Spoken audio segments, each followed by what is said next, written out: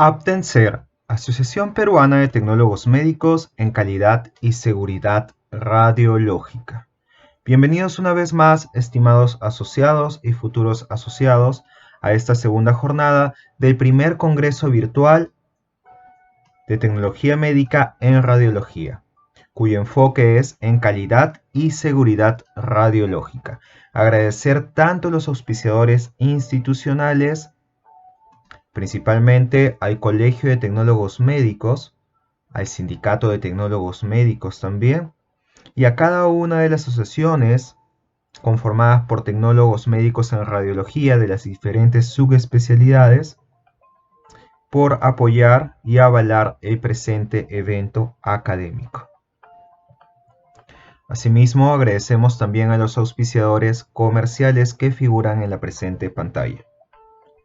El que les habla es el licenciado tecnólogo médico Walter Mesa Salas, magíster en docencia universitaria e investigación pedagógica, con experiencia de casi 6 años en docencia en diferentes casas de estudio de Lima y provincia.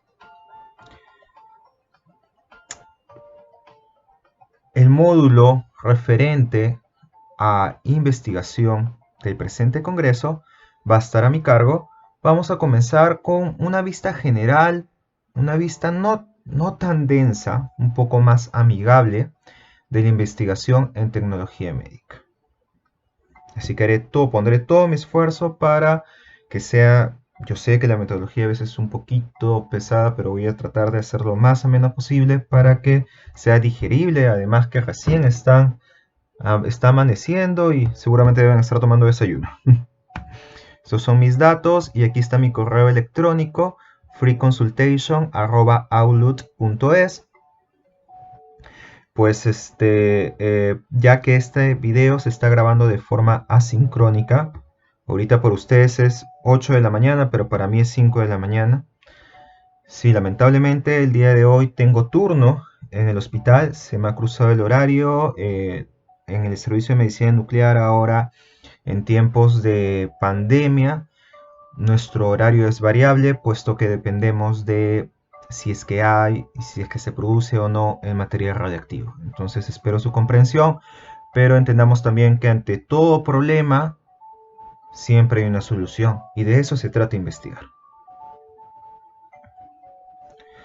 Recordarles quiénes somos, quién es Aptencer, y por qué digo quiénes somos, porque bueno, formo parte de la junta directiva como secretario de Acción Científica.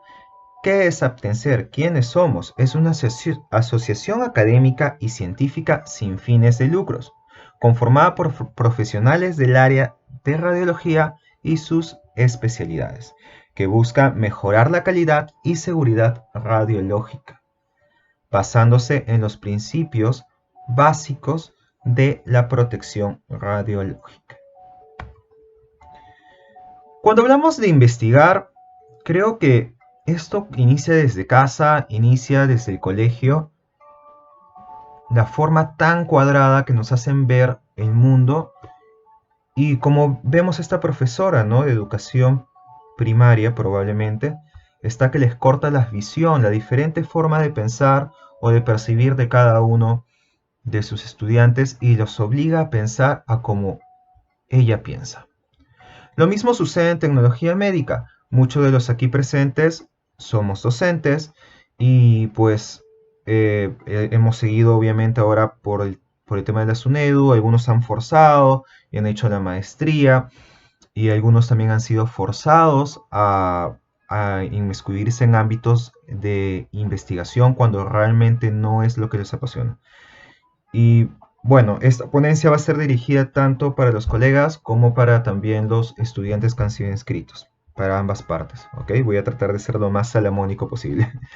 Debo de confesar de que particularmente yo también, hace aproximadamente será 5 años obtuve el grado de magíster, y pues en un inicio, debo confesar, en la universidad, en una de las universidades en las que trabajaba, me obligaron y prácticamente me lanzaron al vacío diciendo: tienes que asesorar porque tienes que asesorar. Y realmente sí, dije, sí, a la justa has hecho mi tesis, sí me ha costado trabajo, ahora yo asesorar a otra persona, qué estrés. Y por ahí debe estar mi primera tesista, Leila Aguilar Wong, con la cual sufrimos juntos, pero realmente es una experiencia que hay un aprendizaje mutuo, tanto del asesorado como del asesor. Y es así que poco a poco me fui inmiscuyendo en lo que es la investigación, primero asesorando y luego ya realizando mis propias investigaciones que las voy a presentar en un resumen en la siguiente ponencia, algunas de forma solitaria, otras de forma concomitante con otros colegas que ya son licenciados. Y pues, como les digo, es un aprendizaje continuo y lo que he aprendido que lo primero que debemos de hacer es sacarnos el aprendizaje ya aprendido, ¿no? Nuestra forma cuadrada de pensar, tanto del estudiante como del asesor, ambas partes. Sí, porque muchas veces, y me incluyo, cuando recién me inicié hace 5 años en la asesoría de tesis, tenía una visión cuadrada. ¿Por qué? Porque el estudiante me venía tal vez con una idea novedosa y como yo no entendía, lo llevaba a algo que pueda manejar. Entonces uno tiene que ser consciente de cuáles son sus fortalezas y cuáles son sus limitaciones. Y si es que me llega un proyecto de tesis y yo veo de que realmente yo no lo voy a poder asesorar porque de repente es investigación cualitativa y yo solo sé cuantitativa, o de repente es una investigación mixta, me quedan dos opciones. Una, soy honesto y pues manifiesto a mi empleador de que necesito el apoyo de una persona más que sea especialista en este tema, o de que por favor le asignen a este tesista a otro asesor, ¿no? O por último capacitarse más, ¿no? Capacitarse más y ya está, ¿no? Entonces, eso es lo que uno debe de hacer como asesor. No debe truncar los proyectos de tesis y querer dirigirlos a lo que uno maneja. Y de igual forma, si uno es comisión revisora, si es que uno les llega un proyecto de tesis, un plan de tesis, el cual ustedes creen que no van a poder revisarlo porque no lo entienden, de repente entienden la parte metodológica, pero no entienden la parte estadística y dicen, pues, ¿sabes qué? Está mal. ¿Para qué te complicas? ¿Para qué haces un estudio correlacional? ¿Para qué haces un cuasi experimental? ¿Por qué no simplemente haces un descriptivo? ¿Por qué te complicas? Entonces, esa no es la idea, ¿no? Entonces, hagamos una autoevaluación tanto del asesor, uno mismo, como del estudiante también, que a veces también tiene ideas conformistas y llega a hablar con el asesor y le dice, licenciado, magíster o doctor, ¿sabe qué? Quiero un tema fácil, quiero algo práctico, no quiero algo en que complicarme, la clásica, ¿no? Entonces, esa no es la idea. La idea es que tanto asesor como estudiante se traten con respeto y ambos se motiven a querer investigar y que durante todo este proceso aprendan juntos. ¿Por qué es importante investigar? Pues algunos dirán, es importante investigar porque para sacar mi título, para sacar mi maestría, mi doctorado, ¿solamente es eso para cumplir un objetivo? Pues no, ¿no? Investigar es importante investigar porque investigar te ayuda a resolver problemas cotidianos y también a poder darle un soporte teórico a aquel vacío de conocimiento que tal vez puede existir, ¿no? ¿Y por qué no tú podrás llenar ese vacío de conocimiento, ese knowledge gap? ¿Por qué no? Plantear soluciones ante los problemas y para eso tenemos que analizar nuestra situación problemática, nuestra realidad. Estoy seguro que en cada uno de los estudiantes, cuando realizaban sus rotaciones antes del tiempo de COVID, y también los profesionales que estamos obligados a ir al hospital, vemos la problemática día a día y a veces asumimos cosas o frases como verdades absolutas sin previamente comprobarlo. Entonces, ¿cómo iniciar? Pues primero identifiquemos cuál es nuestro vacío de conocimiento en la realidad en la que estamos inmiscuidos. Tal vez esta puede estar en relación a resultados contradictorios, ¿no? Opiniones distintas de diferentes colegas que afirman algo, pero dicen, es que es así porque lo digo yo. Y no se trata de eso. ¿Por qué? ¿Según quién? Pues no sé. Entonces, si no saben según quién, y si tú tampoco, la contraparte, sabes según quién, ¿por qué no investigamos? ¿Y por qué no planteamos uno como hipótesis nula y otro como hipótesis alterna? Y se acabó. Entonces, para poder explicar un hecho también, ¿cómo iniciamos tratando de dar explicación a un hecho? Y de esta manera vamos a concebir nuestro problema de investigación. Y claro está, más adelante ya vamos a hablar de los criterios de selección de un trabajo de investigación, ¿no? Por ejemplo, para cómo elegir un trabajo de investigación, un tema de investigación, un tema que tiene que ser relevante, que tiene que ser acorde a la realidad actual, que sea innovador, que tenga ausencia de duplicidad, no van a ser copy-pega de algo que ya se realizó. Si quieren, obviamente van a haber antecedentes, van a haber estudios parecidos a los que tú quieres realizar, pero siempre, si tú quieres replicar un estudio, tienes que aportar algo más, porque si no es más de lo mismo y no se está cumpliendo con el criterio de selección que es ausencia de duplicidad. Además, debe también colocarse, así como se debe volar en algún momento cuando se está concibiendo la idea y hacer lluvia de ideas y que sí, que vamos a hacer eso, también se debe aterrizar y se debe de ver si es que se cuenta con la viabilidad desde un inicio para poder ejecutar el plan de tesis. Me da mucha pena, pero hasta el momento de todas casi entre 150 180 tesis que me ha tocado asesorar, no sé cómo he tenido tanta paciencia, pero en fin, más o menos de las que he asesorado, han tenido la mala suerte dos muchachos de diferentes universidades que les aprobaron su plan de tesis y al final pues no lo pudieron ejecutar porque el lugar donde uno que era un lugar privado y otro que era público, justo, o sea, las dos realidades, no les quiso dar el permiso. O sea, previamente les dieron el permiso verbal y pues al final no les dieron el permiso.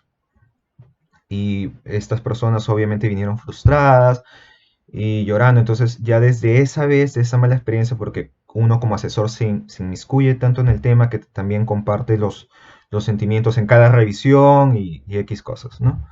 Entonces, para que no se repita ello, siempre desde un inicio se debe plantear, ¿es viable o no es viable? Es lo que nos debemos de plantear. Y tal vez, ¿no? Un error garrafal es colocar el nombre de la institución en el título. Es mejor no colocar el nombre de la institución en el título de la investigación, tal vez colocar en una institución privada de salud o una institución pública de salud, porque el hecho de colocar el título en el título, el lugar donde lo vas a ejecutar, así tal cual con como se llama, es un problema, porque si te aprueban el plan de tesis en la universidad en la que usted esté cursando su pregrado, su especialidad o su maestría, y luego en la institución donde ustedes lo van a ejecutar, no les quieren dar el permiso, porque obviamente el permiso se genera una vez que el plan de tesis ha sido aprobado mediante resolución, pues tendrían que cambiar el título, y cambiar el título implicaría cambiar su planteamiento del problema, que es la descripción de su realidad problemática local en esa institución. Entonces, por favor, consejo, no coloquen en el título el nombre de la institución, ¿no? Claro, el título tiene que contener qué es lo que se va a investigar, obviamente con qué se va a correlacionar, mínimo siempre es ideal que sean dos variables, mediante qué métodos, en este caso de ayuda al diagnóstico por imágenes, en quiénes, dónde y cuándo, ¿no? Claro, es el título de una tesis, en un artículo, claro, uno es un poco más libre de colocar un título tal vez un poco más atractivo, ¿no? Entonces, primero debemos de concebir la idea, analizar nuestra situación, identificar cuál va a ser nuestro objeto de estudio, cuáles son los problemas en los que estamos inmiscuidos. Luego vamos a tener que buscar antecedentes, es decir, en los diferentes repositorios, en las diferentes revistas online, vamos a tener que buscar soporte teórico de estudios ya parecidos a los que tú quieres realizar. Algunos me dicen, no, licenciado, sabe que no he encontrado nada. A ver, déjame ver. Y esto, ¿no? Entonces, no es que tengan que buscar exactamente y tal cual como ustedes están concibiendo su idea, sino tal vez que contenga ciertas variables o ciertas características parecidas a la de tu investigación. O sea, tampoco se está descubriendo la pólvora, ¿no? Siempre hay un previo a alguien que ha concebido, que ha pensado igual que tú. Entonces, información hay, solo es cuestión de buscar. Y el tercer punto que también me parece importante, me han llegado tesistas que han intentado, y que también lo aplaudo, realmente lo aplaudo, que han intentado hacer solo sus plan de tesis. Ya, y se han metido en problemas, han estado en revisión, de revisión, de revisión, de revisión. Entonces, lo ideal es siempre, en investigación, es siempre ser, como les digo, consciente de cuáles son nuestras fortalezas y cuáles son nuestras limitaciones. Y si uno como estudiante debe de buscar ayuda de alguien que ya tenga la experiencia, pues lo debe de hacer, ¿no? Lo debe hacer. Y tal vez no una, tal vez dos, tres personas. Debe tener diferentes paradigmas con respecto a lo que uno quiere realizar para luego tomar una decisión. Entonces, primero se concibe el problema, debemos delimitarlo, tanto espacialmente, tanto temporalmente, ¿no? ¿Dónde es que se va a realizar? ¿En qué periodo de tiempo? ¿Va a ser retrospectivo? ¿Va a ser prospectivo? ¿Se va a realizar una medición? ¿Se va a realizar más de una medición? Debemos justificarlo, por qué es importante ejecutar este plan de tesis, ¿no? Plantear las preguntas de investigación y siempre que las preguntas específicas sean el camino para llegar al general. Me ha tocado ser comisión revisor y pues me he dado con la sorpresa muchas veces que las preguntas específicas no tienen nada que ver con la general. Es como si ya se plantearan en las específicas otras tesis, ¿no? Entonces, no. Y siempre ponen según. No, esa no es la idea. Las específicas tienen que ser el camino para llegar a la general. Las tareas parciales para cumplir la tarea principal. Y claro está, ¿no? Las preguntas, a partir de las preguntas vamos a formular posteriormente nuestros resultados y nuestras conclusiones y recomendaciones que tienen que estar relacionadas unas con otras, obviamente. A partir de las preguntas simplemente las parafraseamos y obtenemos nuestros objetivos con verbos en infinitivo, que posteriormente voy a dar algunas recomendaciones. También tendríamos que plantear nuestras hipótesis tanto general como específicas. Y todo ello se va a orientar a la metodología. Y aquí hay algo que también voy a hacer hincapié en el diseño metodológico. A ver, hay muchos colegas que se matan y emplean bastante tiempo en poder definir cuál es su diseño metodológico, ¿no? Y se esfuerzan y dicen, no, que tiene que ser así, y luego viene el asesor, viene la comisión revisora y dicen, no, no es así. Entonces, por favor, consejo, para que no les refuten, ya sea su asesor o sea la comisión revisora. Siempre que elijan un diseño metodológico, tienen que definir según qué autor, porque existen diferentes autores y por lo tanto existen diferentes formas de clasificar los diseños metodológicos. Entonces, siempre mencionar según qué autor, por favor, para que no se tengan esos problemas.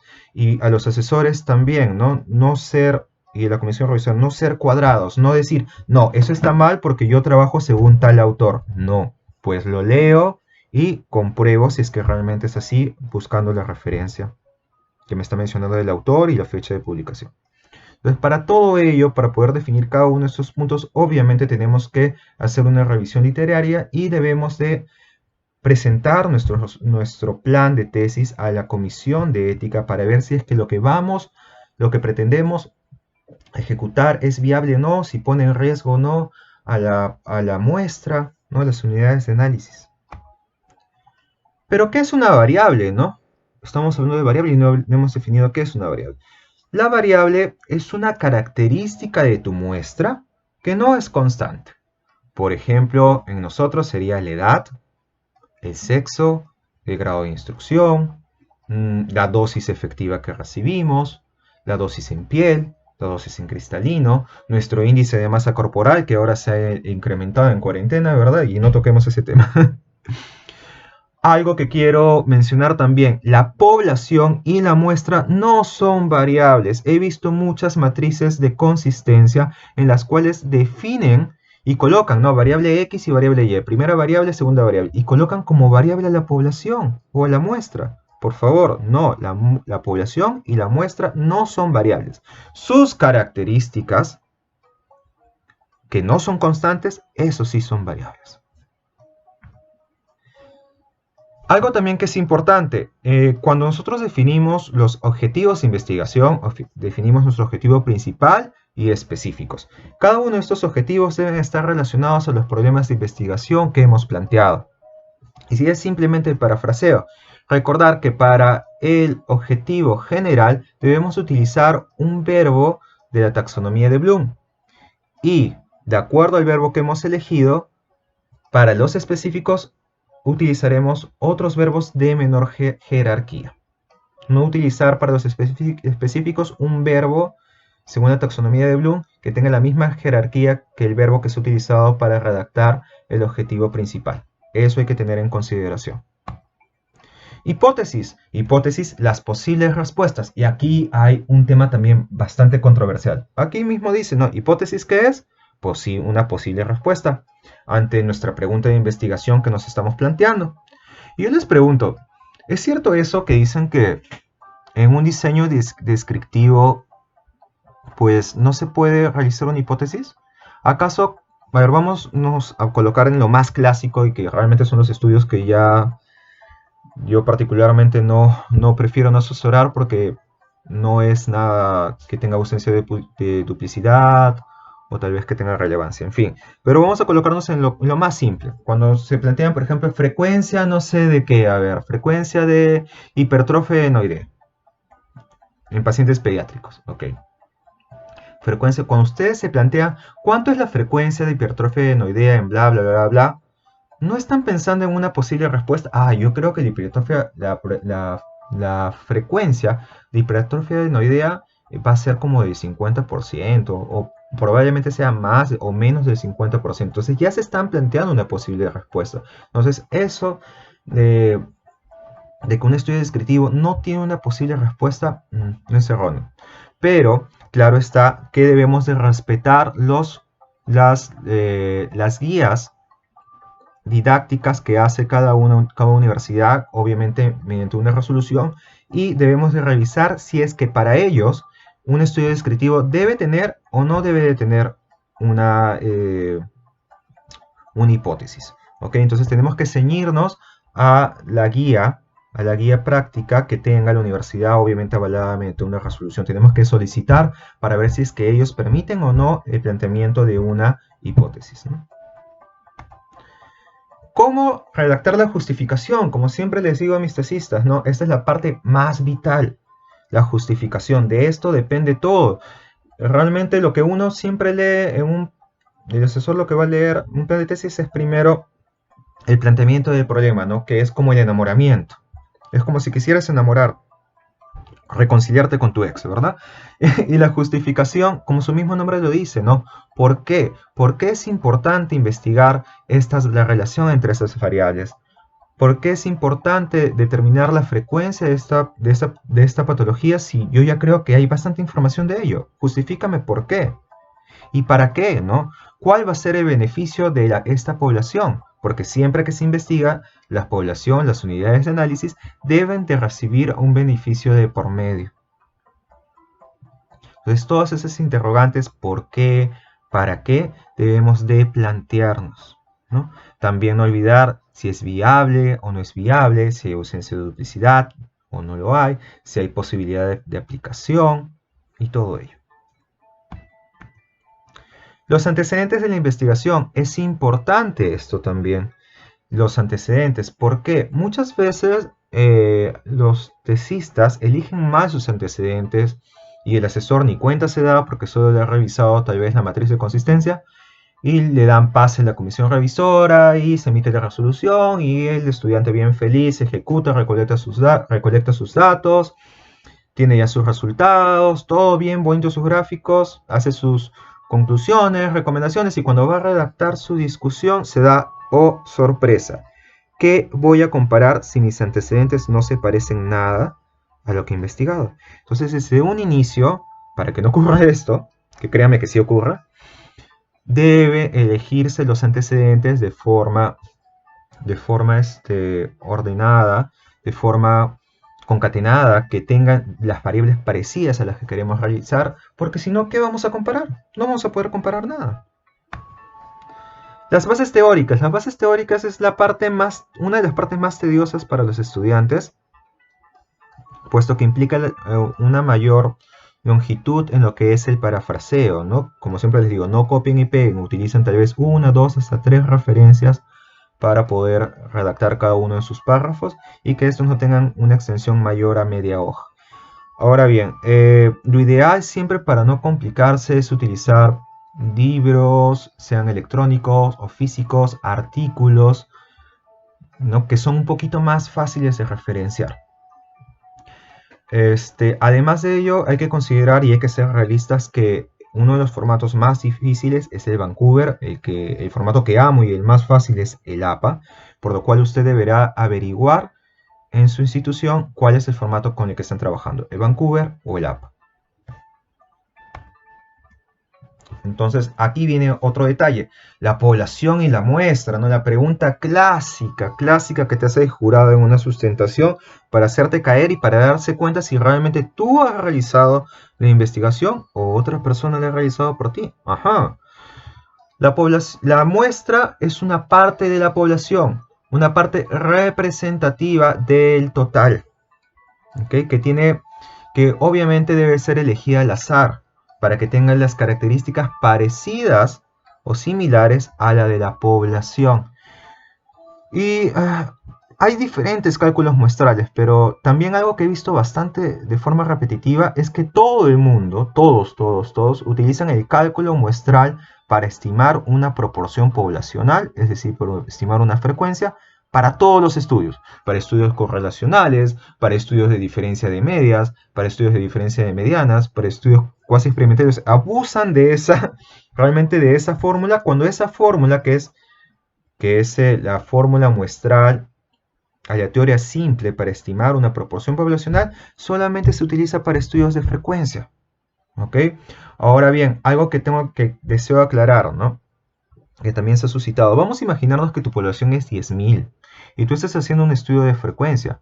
Obviamente no vas a recolectar los 10.000 porque no vas a tener todo el tiempo del mundo, no vas a tener todo el equipo de trabajo para recolectar los 10.000. Ahí debes de realizar un cálculo muestral. Cuando tu población es grande, cuando son 5.000, 1.000, no lo sé, cuando es grande, cuando se te sea imposible de recolectar todo. Pero si tu población es pequeña, si son 150, si son 50, si son 80, si son 90, ¿tiene sentido hacer cálculo muestral? Pues no. Simplemente se recolecta de todos los que cumplan con los criterios establecidos, ¿no? Que son los que tú vas a plantear. Tiene que cumplir con tal criterio para que sea parte de mi muestra. Algo también bastante controversial y que créanme que he renegado un montón porque yo soy bastante empático con mis estudiantes y peor aún con mis asesorados, es que cuando te refutan y te dicen, a ver, tu cálculo muestral salió que tenías que recolectar, no sé, 150. ¿Por qué me has recolectado 300? Si tu cálculo muestral salía que solamente tenías que recolectar 150. A ver, usualmente en los estudios nosotros asumimos una confiabilidad de 95% y un 5% de error estándar, ¿no? Que es el 0.05. ¿Qué pasa cuando yo recolecto un número mayor de unidades de análisis, de unidades muestrales, mayor que el que me arrojó mi cálculo muestral? ¿Qué va a pasar? Al aumentar mi muestra, más de lo que ya me habían pedido recolectar, pues se va a reducir el error estándar. Además, muchas veces es necesario plantear una tasa de no respuesta, y la tasa de no respuesta la asume el investigador, la asume el bachiller, la asume el licenciado. Decir, ok, de lo que me ha salido de mi cálculo muestral voy a recolectar un 10% o un 20% más o un 30% más si desea. ¿Por qué? Porque puede ser que en mi recolección, como yo voy a elegir al azar, si de repente yo solamente me ciño a lo que dice la cálculo muestral que es 150, al elegir al azar, de repente los 150 hay 30 que no cumplen con los criterios. Entonces, ¿qué voy a hacer allí? Entonces, mejor me aseguro, recolecto un 10, un 20, hasta un 30% más. Y no lo digo yo, No, no lo dice Walter Mesa, no. Como siempre te digo, o sea, no es que yo quiera imponer algo, no. No lo digo yo, lo dice Sampieri en su libro de Metodología de Investigación. Dice, cuando se elabora una muestra, uno debe preguntarse, dado que una población de tamaño n mayúscula, dado que una población de n tamaño, en este caso mayúscula, ¿cuál es el número de unidades muestrales que necesito para conformar una muestra n minúscula que me asegure un determinado nivel de error estándar? Ajá, ahí están hablando del error estándar. Hans y Coase, en su libro Sample Size Calculation for Clustering and Longitudinal Outcomes in Clinical Research, nos dice que el tamaño de la muestra requerida es el número entero más pequeño que es mayor o igual a n. Cuanto mayor sea el tamaño de la muestra, más precisa será la estimación del parámetro. Aquí nos dice muy claro que el cálculo muestral, lo que obtenemos es un numerito, puede ser igual o puede ser mayor. Porque si es mayor, es mejor. Porque vamos a tener medidas mucho más exactas. Ok, viene aquí la parte feita, ¿no? Que para algunos, que es la parte estadística. Existen software como el EPIDAT y el SPSS, que ya estamos creo en versión 26, el cual nos permite realizar todo el tratamiento estadístico. Y, ojo, el asesor y el estudiante, el bachiller o el licenciado, debe de conocer no solo la parte metodológica, sino también lo mínimo de la parte estadística. Tal vez no cómo realizarlo, pero sí cómo interpretarlo. Y ojo, el diseño, tanto metodológico como el diseño de tu estadística debe estar concatenado desde un inicio. ¿Ok? Debes tener claro qué es lo que vas a hacer una vez que te aprueben el plan de tesis y qué pruebas, sean paramétricas o no paramétricas, vas a realizar. Aquí está un libro bastante curioso, su sexta edición, Statistics for People Who Hate Statistics. Bueno, ellos piensan eso, ¿no? Bueno, este libro me lo regalaron, creo que me mandaron un mensaje de forma virtual, me lo regalaron. ¿Y para qué? Muy bueno, y ahora he aprendido a querer la estadística, ¿no? Tanto que hasta me obsesioné un poquito y hice un diplomado en eso, pero en fin. Entonces debemos de tener claro desde un inicio cuáles son las técnicas estadísticas para el procesamiento de la información. Y algo bastante curioso, ¿no? Ahora viene el otro talón de Aquiles cuando uno se complica. Ah, no, pero licenciado, lo que pasa es que la parte más difícil de todo esto es crear tu instrumento de recolección. A ver, hay dos cosas. Va a depender de la universidad. Si tú creas una ficha de recolección de datos en la cual, valga la redundancia, vas a recolectar variables, dimensiones o formas de registros que son objetivas, que son tangibles, que son medibles, no necesitas validarla. Pero ojo, eso va a depender de la normativa de tu universidad. Hay universidades que no te exigen que una ficha de recolección de datos sea validada, otras sí te exigen que sea validada por juicios de expertos. Es decir, que tenga validez de contenido. Por otro lado, los que sí tienen que tener validez de contenido y tienen que tener confiabilidad mediante la estimación de la alfa del Cronbach serían los cuestionarios, porque los cuestionarios sí te miden algo que no es tangible, algo que es subjetivo, y lo que hacen los cuestionarios es tratar de cuantificarlo para poder medirlo. Por ejemplo, cuando queremos ahora, imaginemos la percepción de los peruanos ante el estado de emergencia. Es algo que es subjetivo, es algo que necesitamos medir. Necesitamos crear un instrumento para medir. Como también podría utilizar instrumentos que ya existen, que ya están validados, que ya tienen una confiabilidad adecuada o alta. Y el formato lo tienen que solicitar en su casa de estudios, tanto el certificado de validez de contenido, que va a tener que ser refrendado por un experto en el tema, y luego simplemente hacen la prueba binomial para el juicio de expertos para su cuestionario, y una vez que obtengan el valor, se fijan en qué rango está, ¿no? En este caso salió 1, que considera una validez de contenido perfecta. Igual aquí tenemos otro formato que nos va a permitir evaluar la confiabilidad del instrumento, en este caso un cuestionario mediante el alfa de Cronbach y esta fórmula tan bonita. No, sí, realmente no es tan complicado como se ve. Y para esto obviamente tenemos que hacer una prueba piloto. Ojo, la prueba piloto se hace antes de presentar el plan de tesis, ¿ah? antes. Claro, ustedes tienen que presentar el plan de tesis con su certificado de validez de contenido, dependiendo de la cantidad de jueces que define la universidad. Hay universidades que definen 4, otros que definen 5, dependiendo de lo que ellos definan. Y tienen que solicitar su formato también. Y la confiabilidad, para poder estimar mediante el alfa de Cronbach, tienen que hacer una prueba piloto. Y la prueba piloto por lo general se toma como el 10% de tu muestra. ¿Para qué me va a servir esta prueba piloto? ¿Solo para determinar el alfa de Cronbach? No, porque cuando yo lo ejecute, casi me voy a dar cuenta de cuáles son las limitaciones que tiene mi instrumento. Y de acuerdo a ello, tal vez podría modificarlo. Para eso sirve la prueba piloto. Y para ver obviamente si las respuestas tienen o no la confiabilidad, si tienen casi todos tienen el mismo resultado. Bueno, estimados,